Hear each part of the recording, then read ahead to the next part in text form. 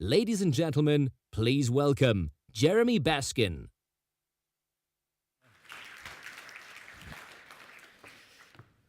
Okay. Thank you and good morning. Great to be here in Cape Town. So what I'm going to be doing over the next 40 minutes and allowing 5 to 10 minutes worth of questions is just share with you some of my experiences, but also I think it's good that we have some type of interaction. So I'm going to ask for some input and snap surveys as we go through, just to see where maturity is and where some of the best practices lie. So we'll do a little introduction. We'll talk about the changing world, the evolution from where we've come and where we're going, what's actually important, the digital impact that we currently see, and then key considerations, because as we're all going through this journey of digitalization, we need to make decisions. But sometimes we're making decisions advanced of how our systems and our processes are actually operating. So I'll give you some steers and some learnings that I've experienced over the years. So again, a little bit about me. I worked for Unilever for almost 25 years as an automation engineer. So I started off in Durban and Maiden Wharf, automating factories, and slowly worked up to becoming the global S&OP director for Unilever. What does that mean? Unilever similarly went through a maturity of saying they wanted to be number one in terms of supply chain. And there was a realization that in order to do that, they needed to input or become better at sales and operations planning. So we started a global rollout, defining what did that look like, and then rolling it out to over 140 countries. So I was involved in leading that little project, which took me about 4 years to do. After I ran out of runway, I joined Johnson & Johnson to head up the supply chain for EMEA, so Europe, Middle East, and Africa, on the consumer division, which is over-the-counter drugs and all the consumable brands that they do. I then joined Coca-Cola European Partners, which is one of the bottlers for Coca-Cola, and from that, it was about bringing together the end-to-end supply chain, so bringing together the factories with what they call the marketing or the commercial organization, and bringing all the planning and interaction against that. And after I'd done that, I started my own business called Supply Chain Practice, which I've been doing for the last 2.5 years, and that continues to grow. So there's 7 or 8 of us based in Europe and based in South Africa, where we go in and we help companies to improve the operational performance from assessments to putting in solutions. So I just want to talk about the changing world, and we need to realize that we can't stand still. And I was speaking to one of the head of Google a couple of months ago, actually it was last year, and he said to me, he said, today is the day that you will have the least amount of change in your life, because from this day onwards, it's only exponential. And if we start looking at some of the companies that are on I've used the New York Stock Exchange as an example, because the New York Stock Exchange is the biggest stock exchange. If you have a look at the US economy, it's most probably 4 times bigger than the second biggest one, which is China. So it's a massive business. But if you go back 100 years and you have a look at the businesses that sat on there during that time, none of them are there now 50 years later. And 50 years going back, if you have a look at number 1 was IBM, General Motors, Kodak, Polaroid. A lot of those businesses aren't there. So it's about if you don't transform, if you don't change, you get left behind. And today, the top 5 are all IT. Apple, Alphabet, Amazon, Facebook, they're all there. But also the way that we communicate. Before I do that, but they say by 2030, 70% of those businesses that are on there will have changed. So that's only 12 years away. Okay, so the way we communicate has also significantly changed. We used to have emails, or we still have emails, that we communicate with, but also live messaging has become ever and ever growing. So I just wanted to get your view, how many emails do you think people read? The percentage of emails do you think people currently read at the moment? 60? 40? There we go, 20. 22% of emails are opened at the moment. So if you're communicating with someone and you're expecting them to read an email, just think about it, 22% have been open. If you have a look at live messaging, what percentage of live messaging do you think is opened? 90. Very good. 98%. Okay. So you can see the way that people communicate is very different. And if you take the top two messaging protocols at the moment is WhatsApp and Facebook Messenger. And they've got, I think, about 50% of the total messages. How many messages do you think were sent last year in 2017?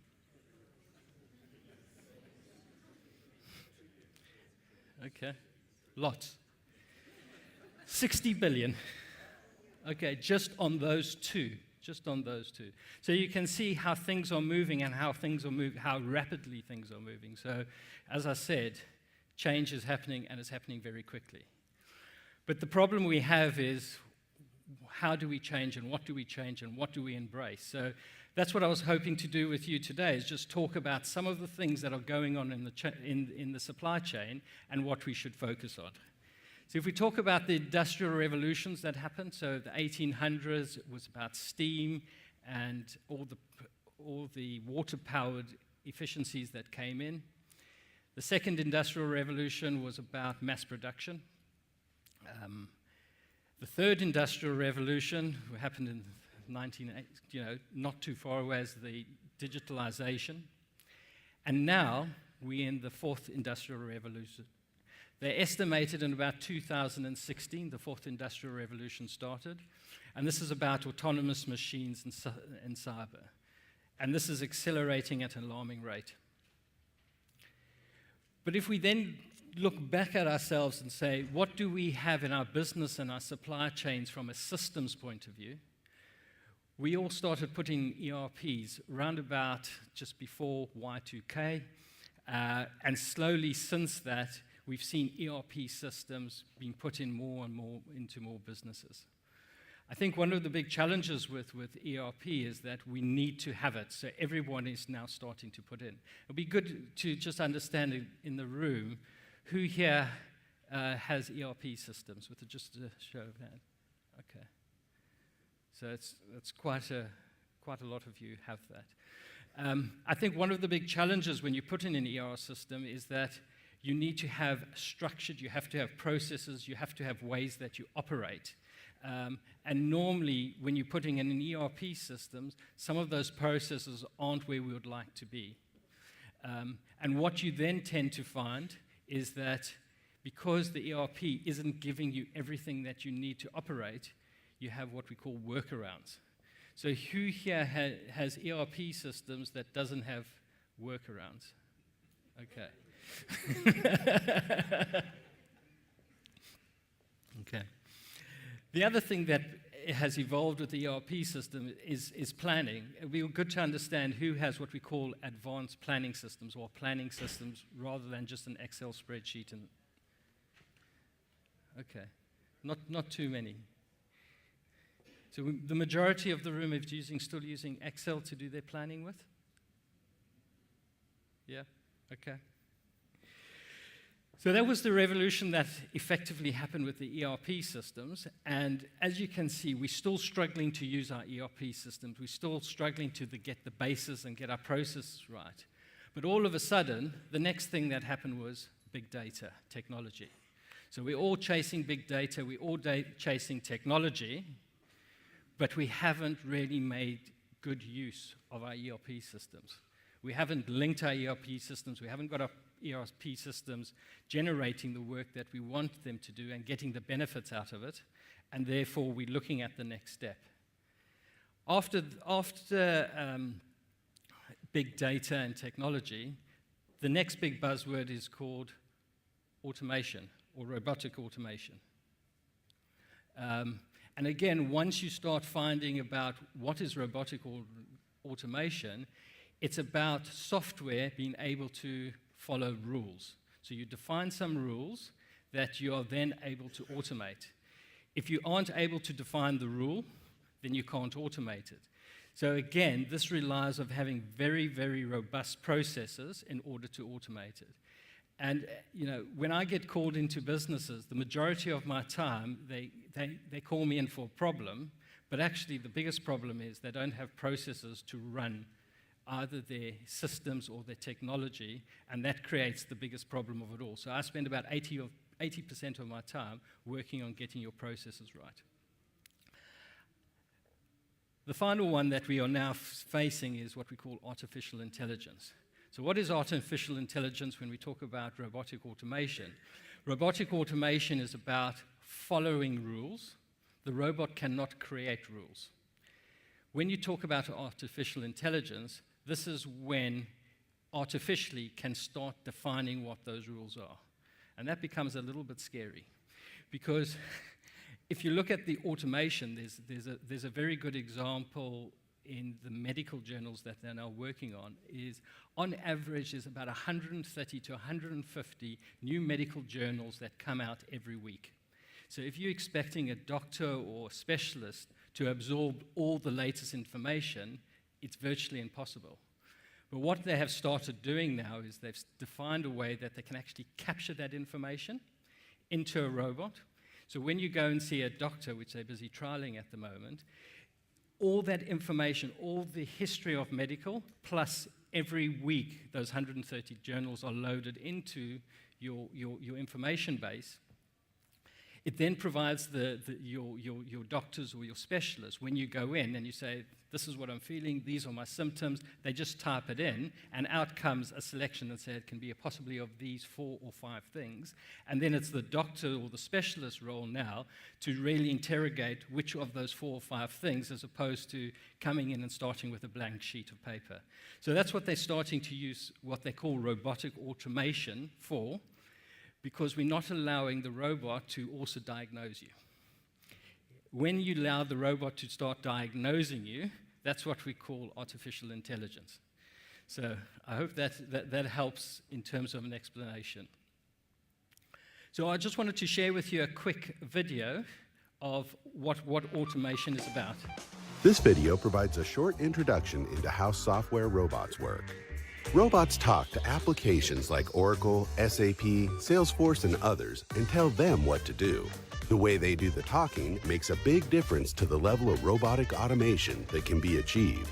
There are 2 methods that robots can use to communicate with applications. They can use the user interface. This means the robot mimics a user. Here, each robot uses its own desktop to communicate with the application.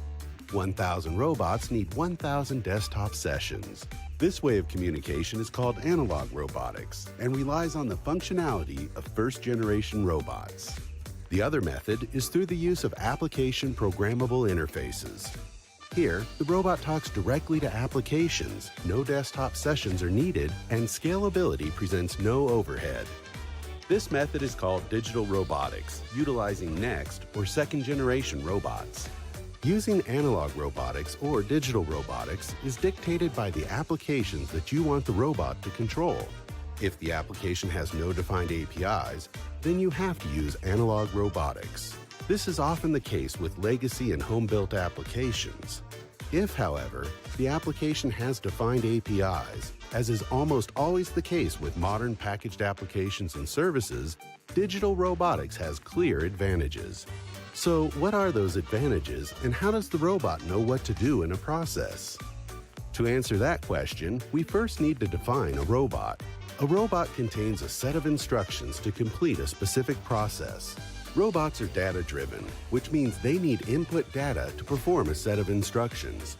How the robots are provided with that data makes a big difference to robot deployment efficiencies and how they benefit an organization.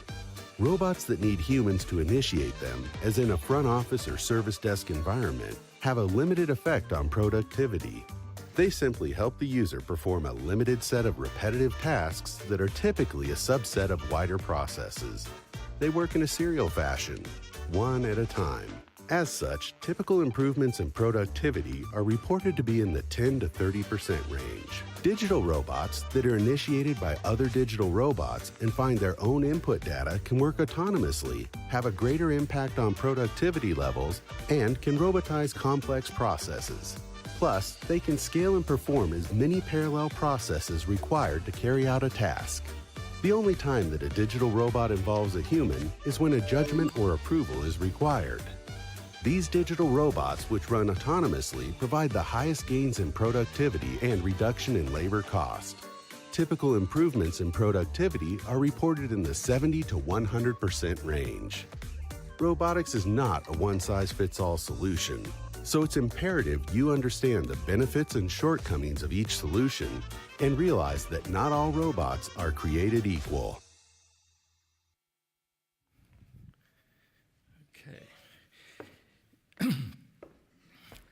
So what's really important to understand is when you go on your digital journey, where do I start? What is the first thing that I need to do? How do I start assessing maturity? So the first thing that we say is visibility. Having a view of your KPIs, your data, your exceptions, and really understanding what happened. So understanding what the past happens. The second thing is to then, how do we integrate it and how do we build that into each? So therefore, there's an alignment of policies, processes, goals, but also understanding why did it happen. Then it's about starting to doing some predictions, trying to understand what will happen. And this is where you start using analytics, collaboration, understanding what some of your root causes and key drivers are. So you can start predicting things that happen.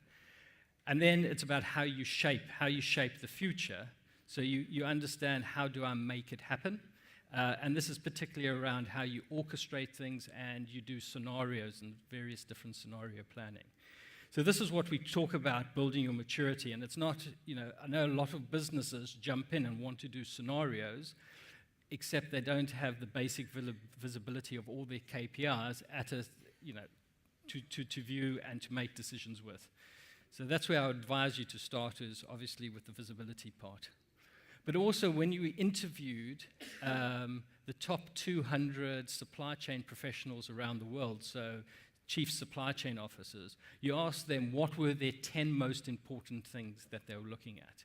And when you start talking about them, their first biggest concern is integrating the supply chain with the business. They don't want the business to be seen as, the supply chain is outside of the business. Also getting S&OP working, because there's a realization that even though S&OP has been around for almost 40 years, we're still struggling with it. And we could spend another day talking about why do we think they're still struggling with it. But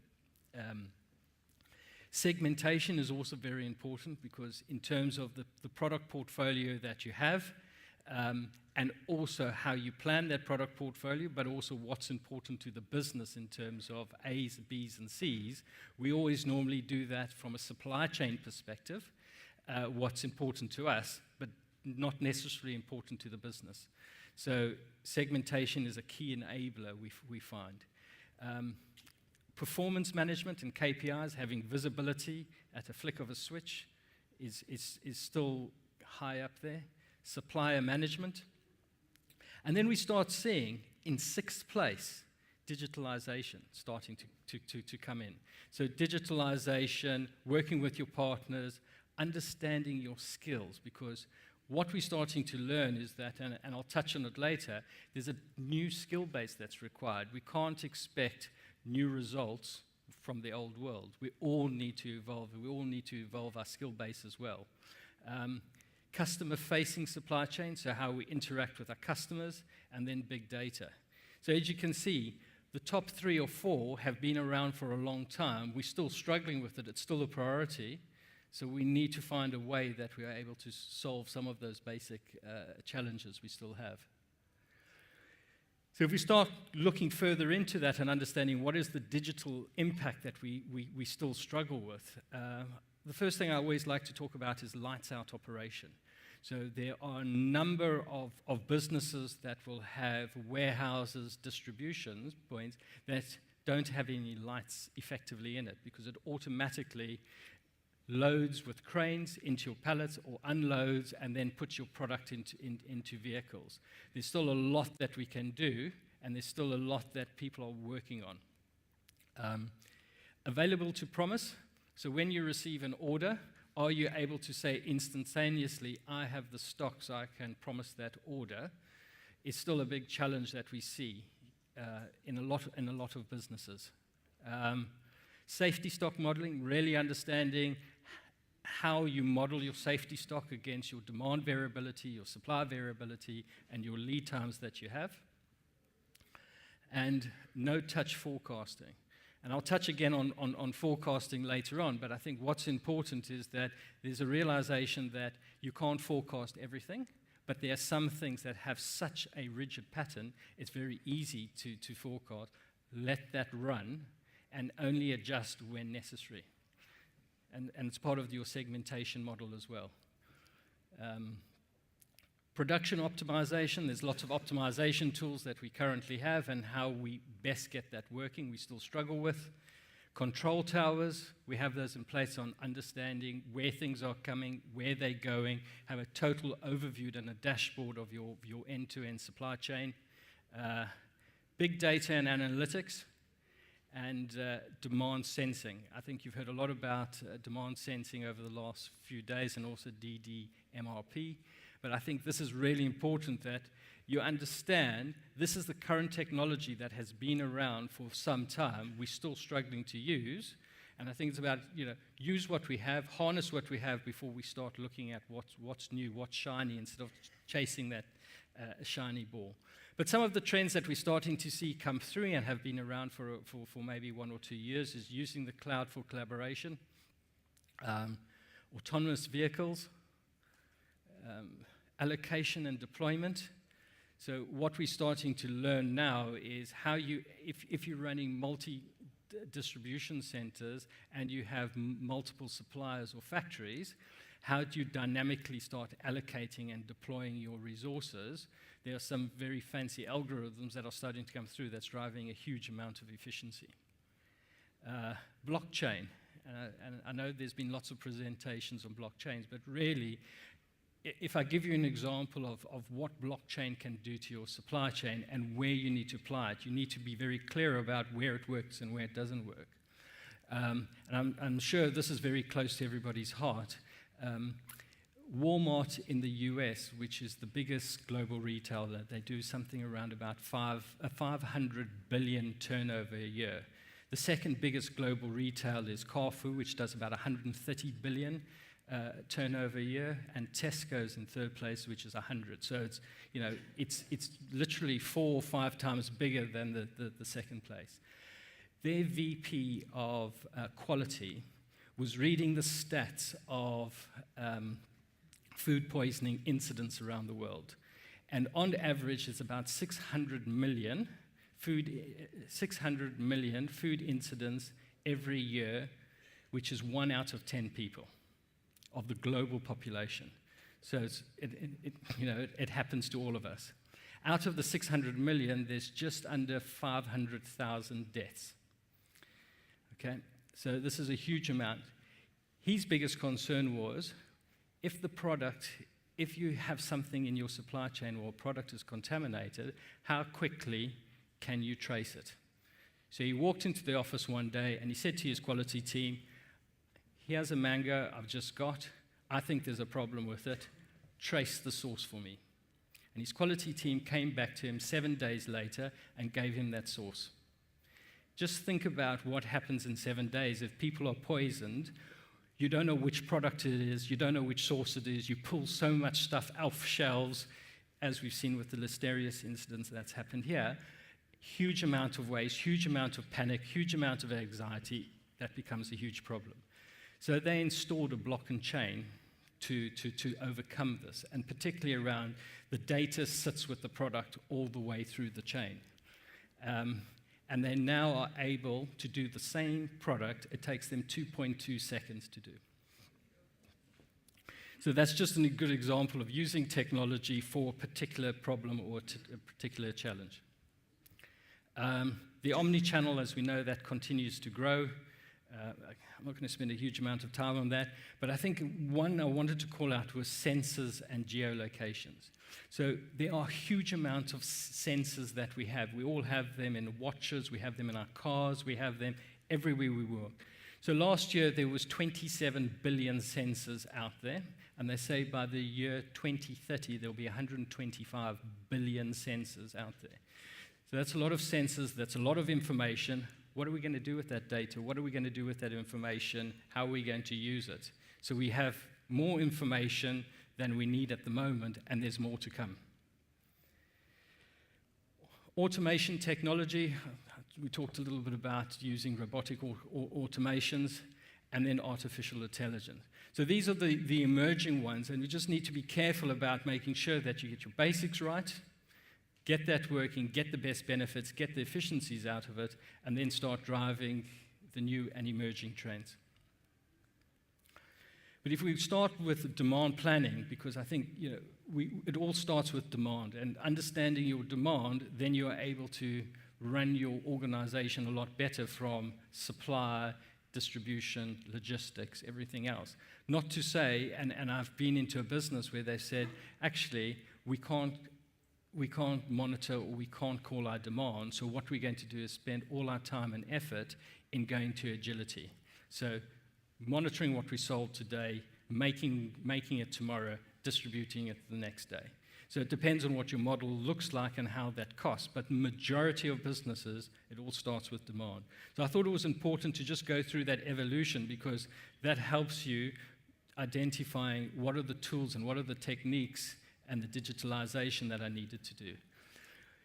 So when you talk about demand, it all started off with naive. So naive demand is basically what happened 2 weeks ago, what happened a month ago, what happened over the last 6 months is likely to happen going forward.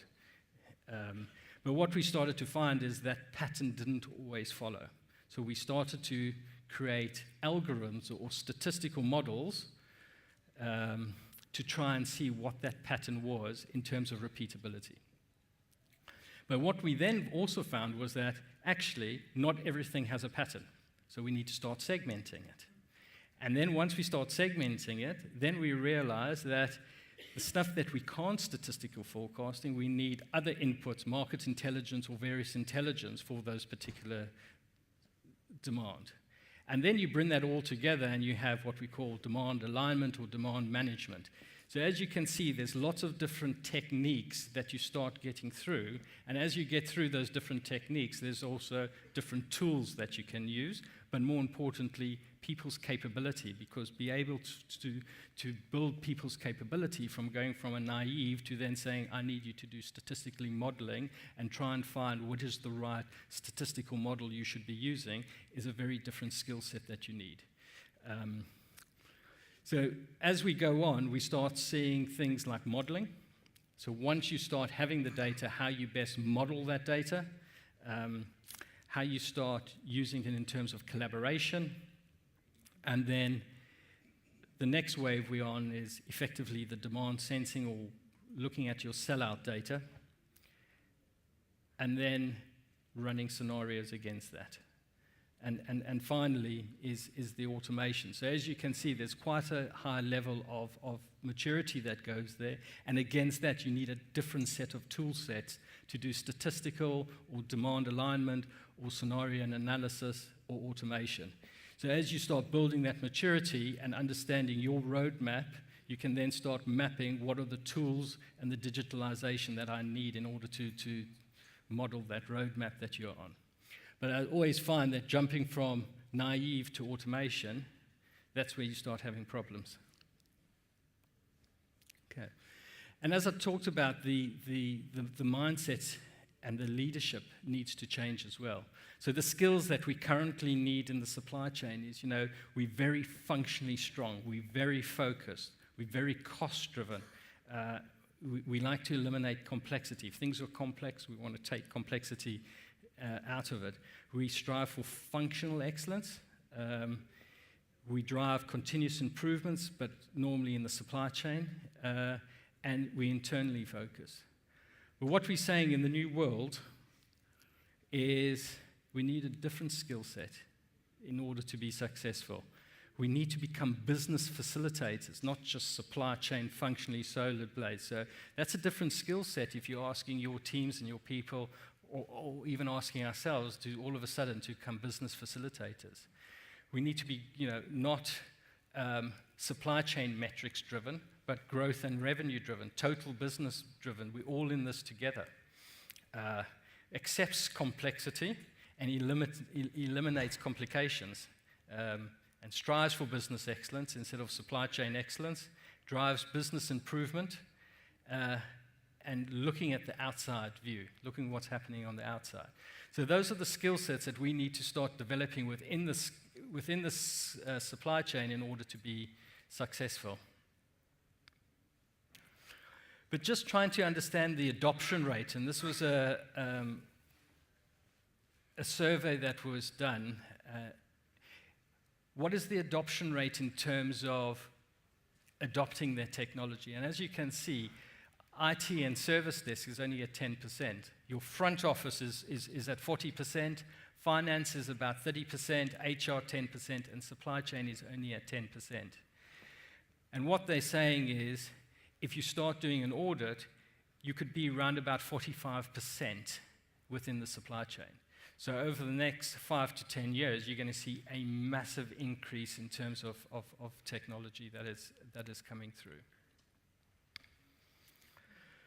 So let me talk about tool maturity once we've seen that. So we talked about the visibility, and what does that physically mean? So I would expect the basics that we all have in place is really good reporting and really good performance management. So you're able to see your performance, not what happened in a month's time or on a monthly basis, but start seeing that live. Because if you start seeing that live, you can start making decisions. And I've always learned is what you can't see is you can't improve or you can't fix. So you need to be seeing those things live in terms of your performance. Integration, so how do we make decisions and what are the enablers to make decisions within our business? So what is the information that we are required to make decisions, and how do we bring that to life? And that's the way that we integrate all the functions. Now, it's not just the supply chain, it's the total business that I'm talking about. Predict. This is where we start using predictive analytics and analysis. So once you are able to visibly see things, once they're integrated so you can see where the decisions are, then you can start doing the analysis. Don't try and start doing analysis when you don't have that visibility, because it doesn't work. I've experienced it. And then it's about how you shape. So how do you shape that future? And this is where you start using scenarios. And I always use the example of, I spent a lot of time planning and running a supply chain in the ice cream business. I was involved with setting up the Ola factory and distribution here in South Africa. And what we always wanted to understand is, was it going to be a good season or a good summer or not? And the way that you start talking about that from a weather point of view is a weather index. So a weather index of 100 means it's an average year.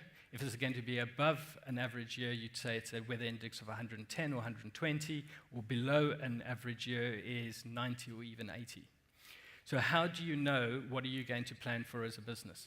Are you always going to plan at 120 because you like those results? But in reality, that's a huge risk to your business because you're going to have so much stock, so much write-off. You need to invest in infrastructure, more trucks, more transport, more warehouse, all the costs that come with that. Or you're going to be a little bit frugal and say, we're happy with 80. Or do we just go at 100? So these are what I start talking about scenarios that you need to start understanding. How do we plan against those scenarios and what are those impacts for your business? But also, how do you make those decisions within those scenarios? So when you talk about decisions, there's 3 ways that you make decisions. If you have all the data, it's very easy to make a decision because it's there in front of you, you can make the decision. If you don't have all the data, you have some of the data, some of it's missing, what you say is, okay, let's go and investigate where I can find that data. And investigating that means, for instance, in the ice cream business would be, let's go and buy some weather data. The weather data normally gives you an indication of what the weather is like to be for the next 3 months. The way they do that is they look at the sea currents, the temperature of the sea, they look at the wind, the trade winds on how they're blowing, and that gives them an indication of whether it's going to be a cold or a wet or even a hot summer. So therefore you go off and you get that information so you can put it in, and therefore you can make a decision. The third one comes is saying, well, I don't have any of the data. So I've got most of the data, but there's an area where I don't have the data, so what do I do? And it's not guess. What it is you make an assumption. So you as a team need to make an assumption. You need to capture that assumption. You need to document. You need to make it visible through your systems as well. What are those assumptions? And as you get more information, you then change your assumptions, but it's visible to everyone in the supply chain and the business, so we don't get caught out and there are not any surprises. So those are the four, what I call the four building blocks that we need to go through, and those are the different tools that we need to think about.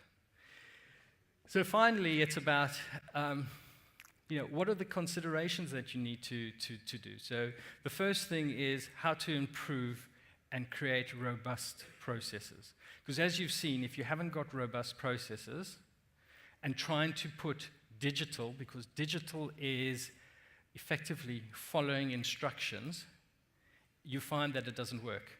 Unless you have some specific need that you need some analysis done on particularly. But what you generally find, in order to run your operation, you need to make sure you have robust processes. So my suggestion would be that's where your focus should be.